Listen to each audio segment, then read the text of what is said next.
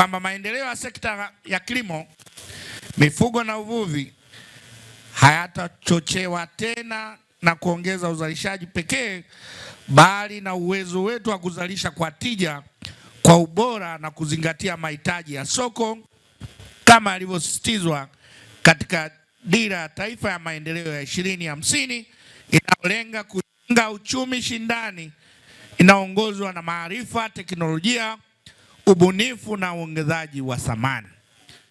Tumepita katika taasisi zinazofanya utafiti, unaona kabisa wapo katika kuwasaidia wakulima wetu. Tumeenda Nelson Mandela, unaona kabisa wanafanya utafiti na mapinduzi makubwa ya teknolojia. Na mimi niseme kilimo bila utafiti na teknolojia na zana za kisasa, muendelee kutumia matokeo ya tafiti zinazofanywa na taasisi zetu za utafiti.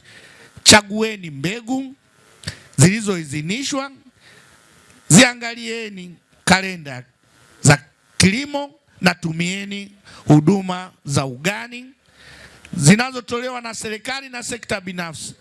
Tambueni kuwa ushindani wa soko la leo unahitaji ubora wa bidhaa na uzalishaji wenye kuzingatia viwango. Na wasihi wafugaji kuendelea kufuga kisasa, kuzingatia chanjo, utambuzi wa mifugo na uzalishaji unaolenga soko. Kwa wavuvi, muendelee kutumia mbinu endelevu za uvuvi na kuachana na vitendo vinavyoharibu mazingira ya bahari, maziwa na mito. Serikali itaendelea kuimarisha ufugaji wa samaki na kuongeza thamani ya mazao ya uvuvi ili kuongeza ajira na mapato. Wakati maonyesho haya yanafanyika, maonyesho ya mwakani yatafanyika tena mwezi wa 8. Ni wakati wa AFCON. Ndio tunaanza AFCON. Kwa hiyo mjue kwamba kuna fursa kubwa ya kufanya biashara. Mzunguko wa pesa utakuwa mkubwa. Idadi ya watu watakuwa wengi.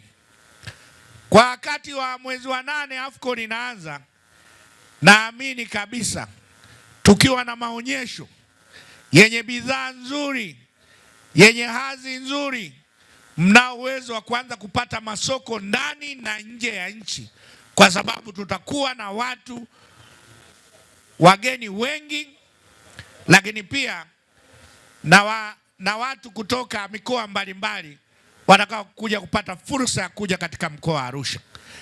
Kwa hiyo maonyesho haya yalivyofana kwa safari hii, naamini yale ya AFCON ya mwakani yatakuwa mazuri zaidi kwa ajili ya kuona soko kubwa, kwa maana ya kuwa na watu wa ndani na nje ya nchi.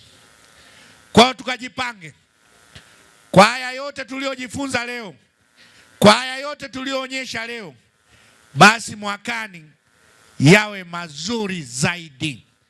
Na naamini sisi kama viongozi tulioko, maonyesho haya tutashirikiana na kamati kuhakikisha yanakuwa na viwango vya hali ya juu sana.